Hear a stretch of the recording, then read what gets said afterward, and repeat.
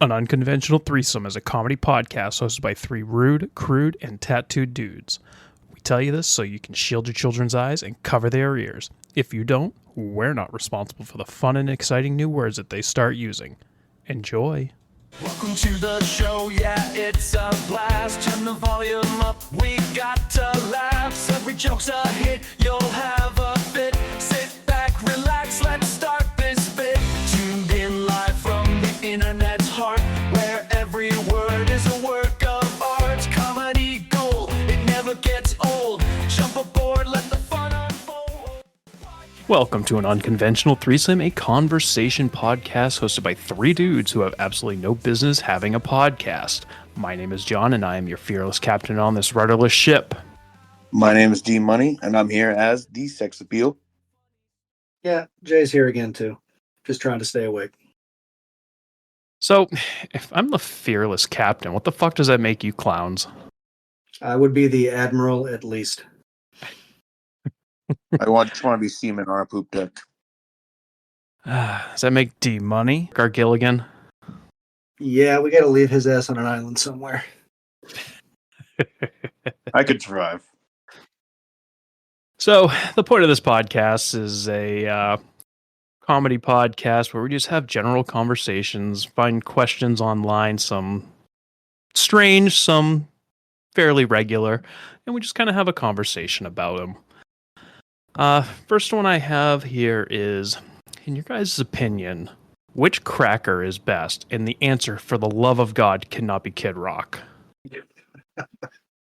Well, shit, let me rethink it then. My answer is indirect. So I think it depends on the need.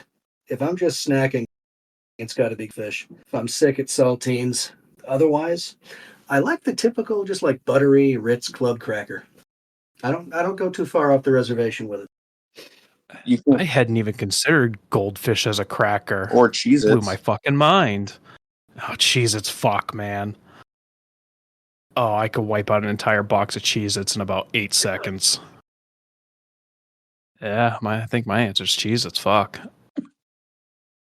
Originally, I was thinking plain-ass, like, Ritz Triscuits and shit like that, but it just blew my goddamn mind. I don't think I can go on with this podcast anymore. Gilligan, do you need us to define cracker, or do you got one figured out? No, I'm going to go with... Put the weed down, D-Money. So I was going to go with the Cheez-Its, but it has to be the extra toasted ones. But if we're just going run-of-the-mill cracker, I'm going to go saltine. I feel like it's a versatile cracker. You know, you could do... I've done peanut butter and jelly on them, but you could also take a slice of ham with some just American cheese, and you got a little club sandwich. So I'm going to say saltine. If you turn left in the same aisle you find the saltines in, you will find bread. There are limits, but I mean, little sandwiches, I'm with you. Broke-ass food hack, butter on saltines. That's a solid snack. I thought I was the only one who did that. I remember doing that as a kid. Sit here and wonder why I weighed 300 pounds at one point. Yeah, my decisions back then definitely seem to be catching up today. Segues us right into our next one. You're on a road trip. You stop at a gas station. What's your go-to snack or food while on a road trip? Same answer, man. Iced teas, goldfish, and Pop-Tarts, depending on the time of the day. I like that. I'd have to go Coke Zero. But the cherry one, if they have it. The cherry vanilla is disgusting. But then also, I'm either grabbing gummy worms or what's that mix with like the little bread chips in there? Mix? Yeah, like Chex. Yeah, but the savory kind.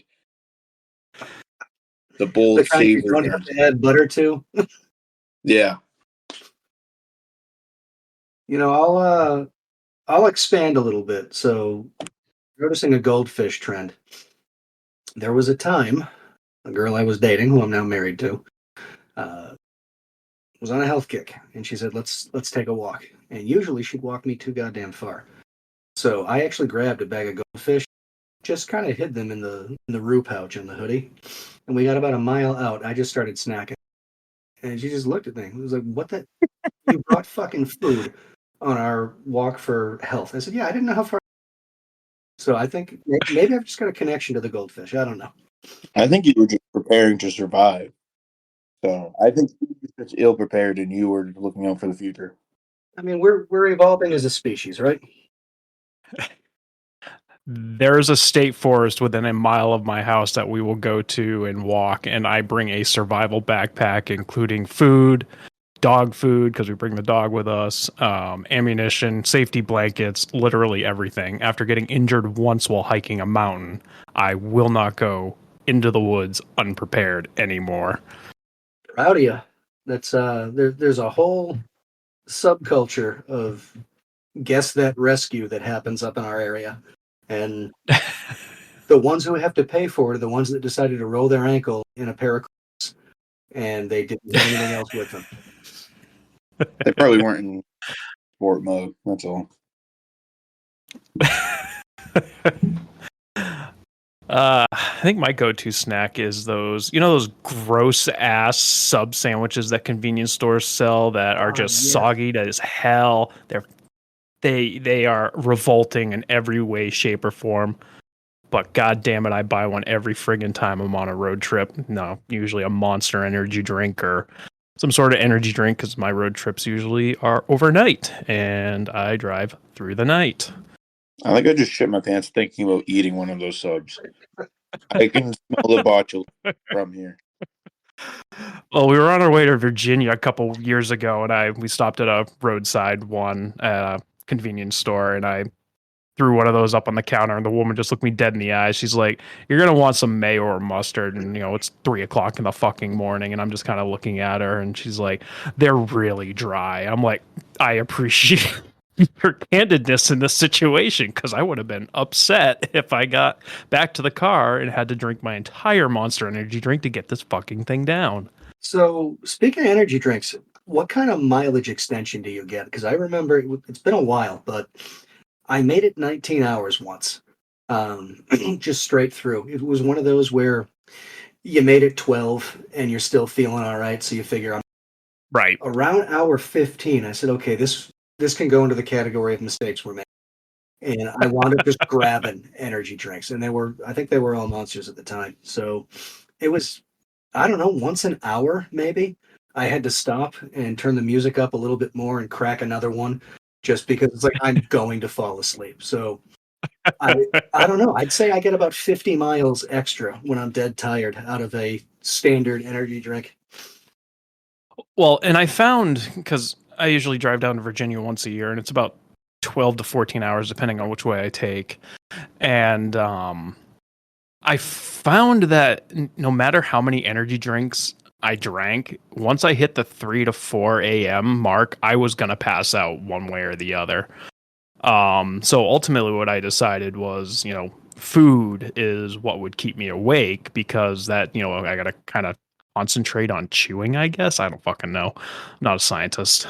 But that was ultimately what started working more for me. And I usually try and cut way back on liquids anyways, just because the less stops I have to make, the sooner I can get there. I mean, I'm talking, if I'm leaving at 6:00 at night, I will not consume an ounce of liquid after like 11 a.m. And I make my wife do the same thing. Wow, you seem like a dictator. I'm a delight. Efficient though at the road trip though. You always get there early, so I usually make pretty good time. We stop once for gas, and that's pretty much usually the only stop we make. I think that's the most fun part for me, or at least way back when you had to plug in the GPS because your car didn't have nav, and it was just estimated time was really time to beat. Yeah. That was always motivating. Well, and the problem with Google Maps now is like it kind of it's horrifying at the same time, but it kind of learns your driving style, because I could be doing hypothetically 10 to 15 miles per hour over the speed limit, but my arrival time will never change. And it's like, okay, so it's clear you're not basing this off of the speed limit. I wonder if it's including the amount of time you're going to spend in the freaking ghetto, because it always makes you get off at a place where it becomes a combination Escape from New York and Hunger Games for like 4 or 5 turns. If you live in the ghetto, you don't get scared by the ghetto. There was one year we had a buddy with us. We were on our way home from Virginia, and he had to pee something fierce. He did not take the John philosophy of just do not drink anything at all. So this poor kid's bladder was about to explode, and we pulled off at like 2 rest stops in New Jersey. One of them, the bathroom was broken. We get to the next one. The whole thing's under renovation. So we pull off at the next exit, which happened to be like the fucking Bronx in the middle of New York City at 1:30, 2 o'clock in the morning. Not exactly the place you want to be at that time. Well, I mean, the zoo's not even open, so what the hell's the point? We're rolling around finding gas stations, coming to find, they're 24-hour convenience stores, but it's all done through window service out fucking side. So he ended up having to pee in a bottle because there was literally nowhere we could go. It was awful. I would have been peeing in that bottle as soon as you said, well, we're going to have to get off in the Bronx. Like, I would have, don't worry, I got this. I'll aim real carefully. We're not going through the Bronx right now. I'm just a country boy, so I just took an exit. And then I'm like getting back on the highway, and I'm like in and out of these long I-beams and shit that are holding up the subway above me. And I'm like, this is horrifying stuff. How do people live here? I don't understand it. All right. Next question I got for you guys is, someone says you a nude. How do you reply to said nude? They send it to you via text, Facebook chat, whatever you want. Usually my response is, D-money, go home, you're drunk. Do I know this person? Let's just say yes. First off, I'm going to tell my wife because I'm not stupid. And then, It's a trap. Yeah. And then, I don't know. I think that's an immediate delete before opening, and hopefully nothing got downloaded on the phone.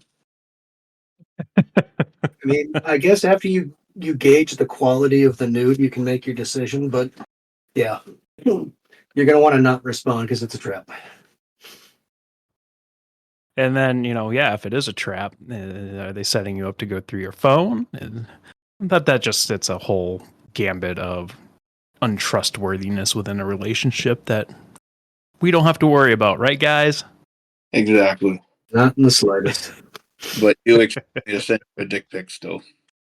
I mean, the only way I'm getting a nude is if, sometimes you accidentally hit the camera on your phone and suddenly you don't realize you're taking random pictures of stuff. If I did that while simultaneously, getting dressed for the day, I'd be sending myself one. Otherwise, I don't think that's going to happen. It's been quite a few years since that was even a possibility. No, I'll rephrase. It's always a possibility. Likely not. You think back on when it had happened, though, and in the moment you're like, okay, yeah, rock on.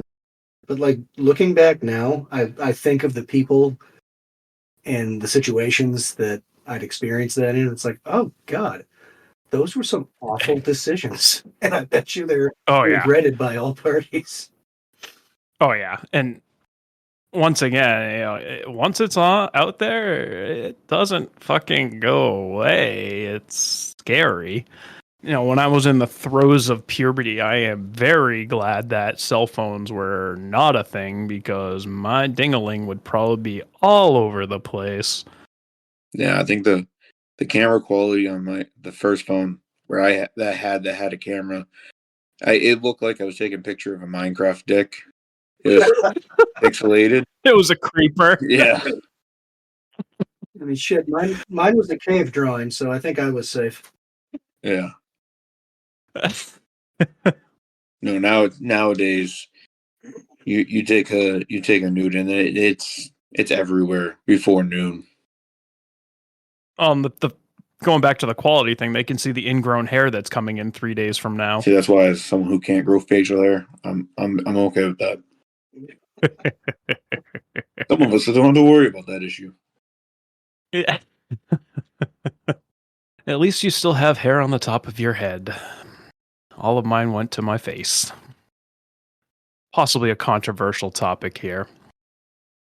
Do you store your cups and mugs right side up or upside down? I'll answer first on this one as the non-coffee drinker of the group. Right side up because I don't give a shit. So is that opening up or opening down? Opening up. And with glasses, same thing, opening up. Bowls, opening up. Plate, surface I'm going to eat off of, up. Do you want people just to spit in your mouth? Wait, who the fuck's spitting in your cabinets? In your world, who breaks into your house and just expectorates into your fucking dish cabinets? No, the idea of having a mug or a cup, bowls out and plates, those are one thing. But a mug and a cup just open, was just waiting for the dust to come in. It's like you're just waiting for someone to spit in your mouth.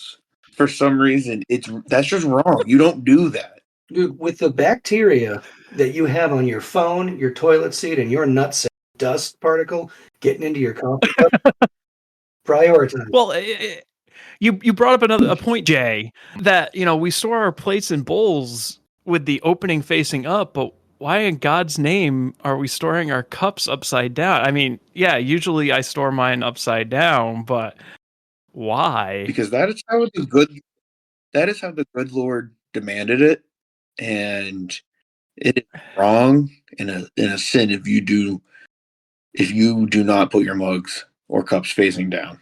I mean, it's not as bad as the toilet paper going under the roll rather than over it. Oh God, that gives me cancer. It does. It's awful. And like, I'll tell you, I've thought about this over the last week or so, and I've gone to a couple of family members' houses, and I'm the only asshole that has the opening to the dust. But I have a question for you. If you got the opening to the bottom, how dirty is that fucking shelf that you're putting the rim that you're going to put your lips on? And that thought came across my mind too, because you got these cheap ass particle board type cabinetry now. Like, what kind of chemicals are in that shit? Are you laying a tea towel down when you store your mugs and cups? And if you are, what kind of insects are fucking on it? That's also less square footage of contact, though. So that little rim, there's less surface.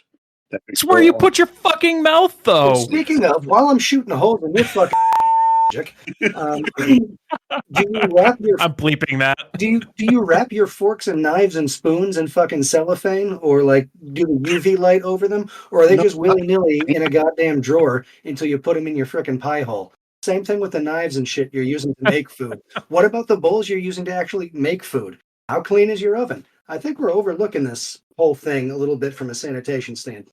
Listen, Jay, you're making points. You're making points, but it is wrong to have the opening up.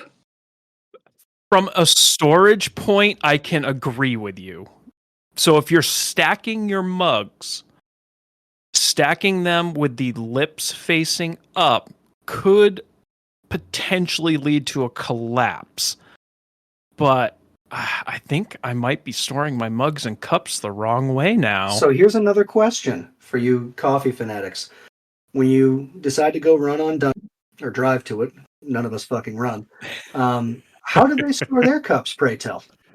In plastic sleeves, in a box. Opening up. It's just not right. I don't know why. Not right. So did everybody, okay, so here's a question, D. How were they stored when you were growing up? Are you just continuing what you learned? Because I'm thinking back, and I'm pretty sure my parents did opening down. So I don't know why the hell I switched to up, other than I use a coffee mug twice a year, so I don't give a shit. I think maybe I did grow up with that, and now that I think about it, I do think it's more of like a stacking thing. Because if they're opening down, they're easier to stack on top of each other. What about the handle? Because I guess maybe it's the same. I guess it will be the same distance, ass end of the mug to where the handle starts. But most of the time, I see folks not stacking them. That and how many goddamn mugs do you need that you're fucking stacking them? Well, I was going to bring that point up. It's been my wife and I for the better part of almost 2 decades at this point, and we have probably 9 mugs, and we use 2 maybe. But when we have company over, all of a sudden, it could be 2 people, but all of a sudden, all of our fucking mugs are gone, and they're in the sink and need to be washed. It's like, why do we have 50 mugs in the fucking sink right now? I will say the mug does change the experience, so variety is nice to have. The mug changed the experience. This one escalated quickly, John. This was a good topic. It's no Dunkachino versus frozen coffee, but please, how does the mug change the experience? Are we talking like Folgers commercial, sitting crisscross applesauce on the couch, giving a big old whiff to a thing of Folgers? No. I think we're talking kids in the short bus who like tactile, experiences. Pop sockets on the outside of their fucking mugs.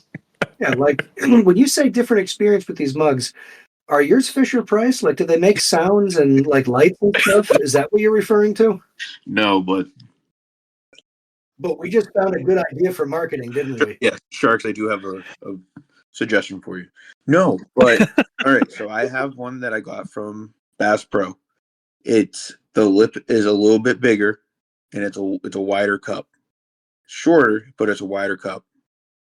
That one I know it's not going to stay hot for very long, but I'm going to be able to drink it quickly. But I have another cup that's taller that holds the heat, and I know I'm going to be able to sit and enjoy that one. And how many do you have that have a handle on each side and a safety sippy cup top? I got like 3 of those. Well, I'm probably kind of going to come off as controversial here, and unfortunately, Jay won't be able to weigh in nearly as heavily in this topic, but I prefer my coffee room temperature. Oh, dear God, you weirdo.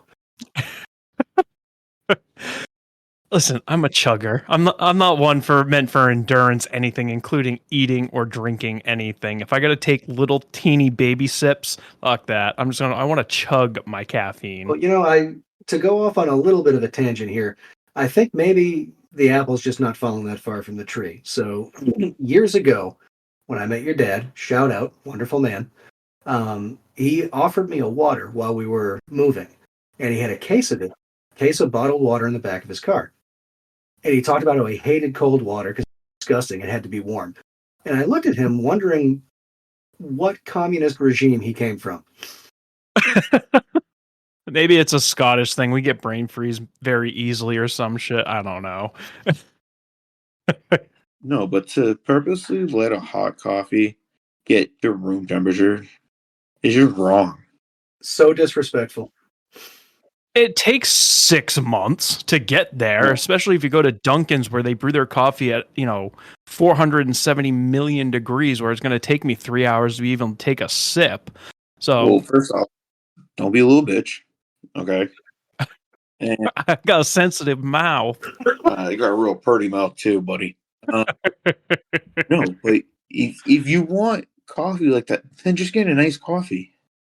And that's what I typically do, but brain freeze, I'm going back to that, is a very real thing for me. I get it from just even looking at like ice cream. It's awful. I drank orange juice straight from the fridge this week and got brain freeze. Oh, good God. I was fucking livid. Be cautious with your room temperature milk, my friend. If there are certain That's why I drink my coffee. I like my coffee like I like my women, bitter. So I drink it black. Are you a medium rare chicken guy, or do we actually cook that to 165?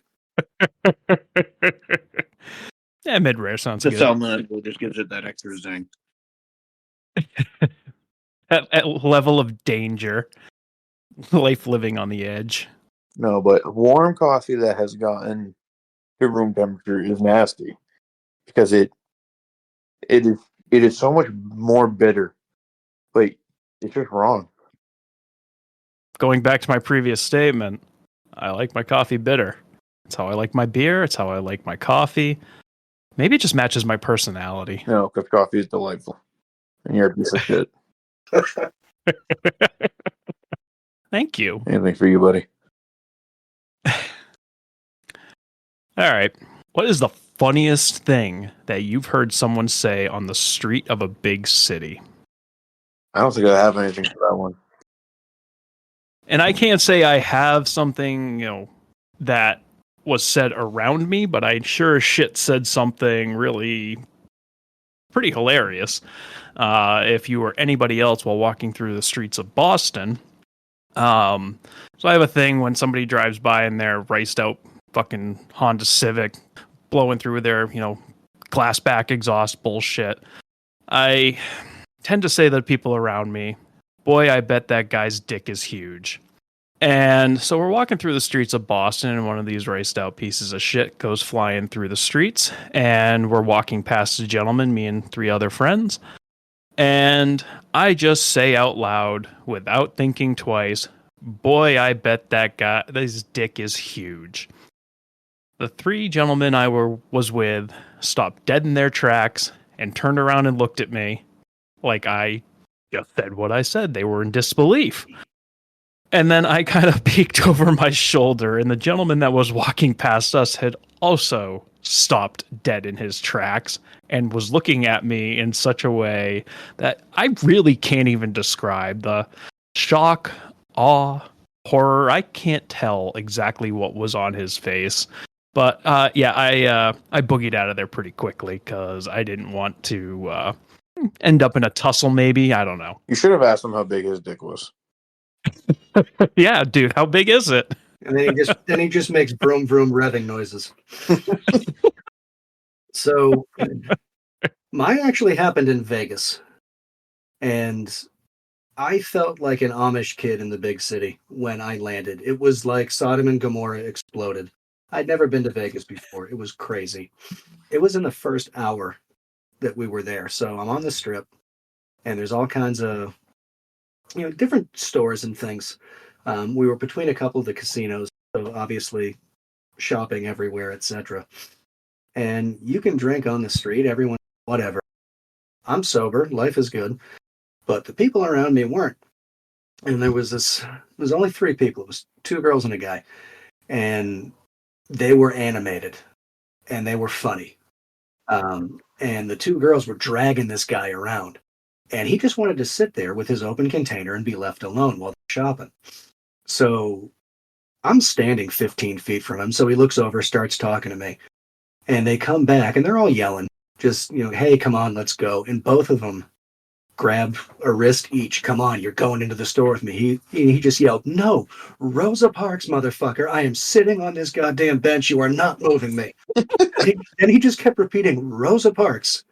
What part of Rosa Parks has you fucking confused? I am not getting up. And he's looking at me for validation. He goes, Rosa Parks, right? I said, yeah, fucking right on, dude. And I was just dying. And I wound up leaving a minute after that, but I did not stop laughing for 5 solid minutes. It was just the funniest shit ever. It should have been an act, the 3 of these people. Oh, Jesus Christ, that is a good one. All right, well, let's see here. Let's get another one. How often does the oldest person in the world die? This one's a thinker. Point of clarification. The certified we know them person, or there's 8 billion people, and I guarantee there's a bunch somewhere in Eastern Europe or Greater Asia, aren't really on the books, as it were. They don't really get the airtime. Are we talking that, or are we talking we know have been established? Because that changes my answer. Probably known of and established. Alrighty, so for known one, I would say at most once or twice a year, but more likely one every few years. Because you see them as far as the news hits it, and it's, hey, Guinness has the new record for oldest person, or oldest person currently alive is 100 days, whatever. There always seems to be a couple of year gap. It's almost like tournament brackets. as soon as you hit like 112, you're you're in March Madness, as it were. But then everyone just starts dropping off before the championship. So I think a lot of people in the one teens die a lot, and only one of them is really going to stick around long enough to be considered the oldest person. So I'm thinking one every couple of years. Yeah, I mean, I'm not in any real disagreement with that. It's what is the statistic? Somebody's born every 3 seconds, someone dies every 6, or however that one works. But it's to sit there and think, all right, the oldest person in the world currently, how often are they, no longer with us?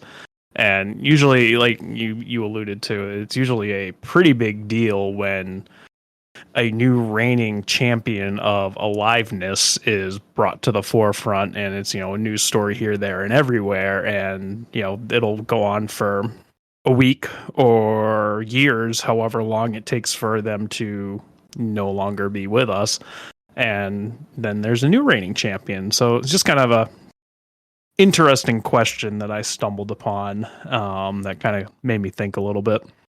And it's always right. It's always right around 100, where if they've had any semblance of clue about health or survival, they just abandon it. And they're like, give me something that doesn't have a filter and something that's easily 100 proof, and just leave me alone.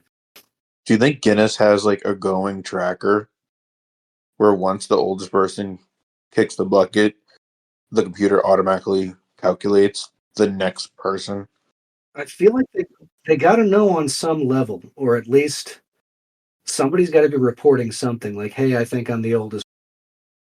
There's got to be some kind of list of people that are, close to 120 at this point. Fun fact about the Guinness Book of World Records: did you guys know that's the same Guinness that does the beer? I do now. I believe its original intention was to be put into bars for reading material by the patrons. Don't quote me on that. I remember in elementary school when the book fair came around. Fuck yeah. Everyone wanted the new year of the Guinness World Record book. And you always like with your buddy, you always like, oh yeah, well this summer we're gonna beat one of these and we're gonna get into the book. Yeah, you find the most random one possible, like how many times can you spin your arm around in a circle in 30 seconds or some shit? Speaking of people expiring, let's segue into expiration dates. Are we thinking they're just a suggestion? Or is this something we should adhere to? And why don't we start with beer? Beer? Oh yeah, there was that one question I sent to you guys. Is it safe to drink 1 year expired Busch Light? Those are suggestions. The FDA requires those, so I don't give a fuck what it says. If it's, not moldy and still tastes good and is not going to kill me, I'm probably going to consume it. I was told recently that eggs don't expire. I disagree. I disagree wholeheartedly. Yeah, I definitely think they do expire at some point in time. No, it was I was helping a friend out who hadn't been home in a while. He was going into his fridge, and I was like, you got to get new eggs. These things are 3 weeks beyond expired. He goes, no, they don't expire. I said, I don't know about that. I mean, the term rotten egg is not just there because it's for funsies. It's a real thing. You ever crack into a rotten egg, you pretty much have smelled death. Yeah, I cracked one egg and it just ran like water. There was absolutely no use to do it. Yeah. I thought I was going to throw up everywhere. Yeah, no, so they definitely do go bad. I don't know who said that, but I would not take advice from them. Well, let's talk about this one actually segues pretty good into jobs we had when we were teens. I was working at a grocery store, and I was working in the meat department. And I won't name what store it was, but they were a little fast and loose with expiration dates. Because one of the things I had to do as a job was, okay, all of this chicken expired today, but we don't know if it really did. So what you're going to do is open the package, smell it. You'll know if it's expired. If it did, toss it. If not, we're going to change the date to tomorrow and put it back out for. That was a $6 an hour scenario that I would not like to relive, because it was just like it was Russian roulette with rotten poultry. It was not a good time. Well, I worked at a convenience store for a number of years, and Sunday nights were traditionally our slowest nights, and those were one of my shifts that I worked. And as a broke-ass college student, coming across food for free was awesome. So I would peruse the store every night and see what I could find that was expired. And we had a little bin that we'd throw it in so they could take it out of inventory. And then it was free game after that. So I'd go around on Sundays, throw a bunch of shit in there that was expired, and then hope to God it was there next week so I could eat for a week. That sounds risky as hell, man. It's a convenience store. All that shit's shelf stable anyways. It's fine. Yeah, no, I adhere to the expiration date pretty heartily. Because again, to me, there was some people that were smarter than me that decided at this date, perhaps this food would not be good.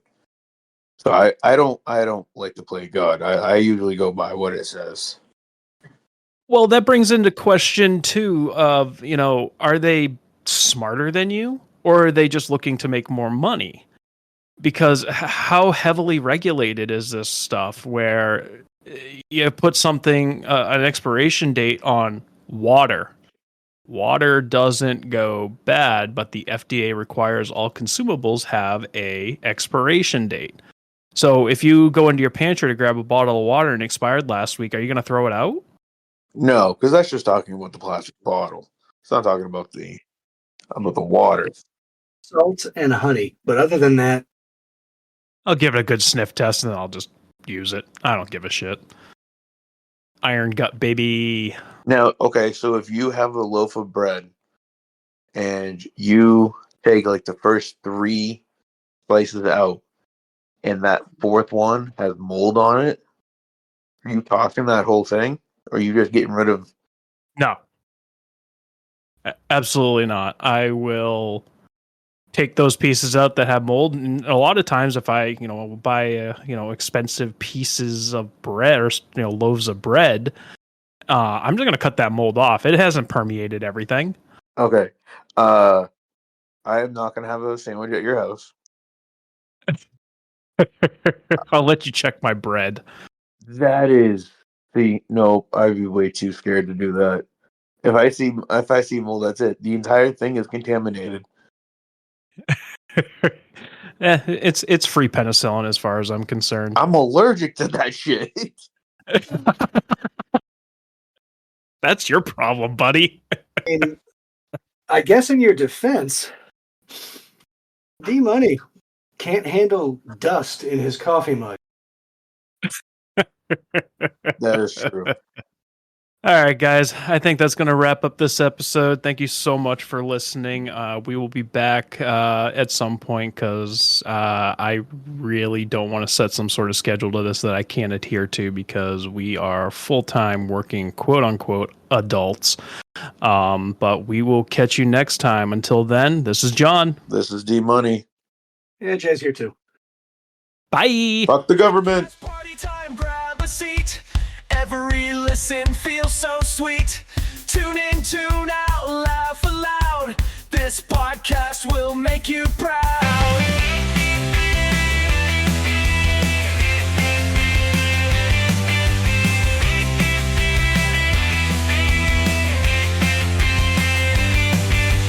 Podcast party time, grab a seat.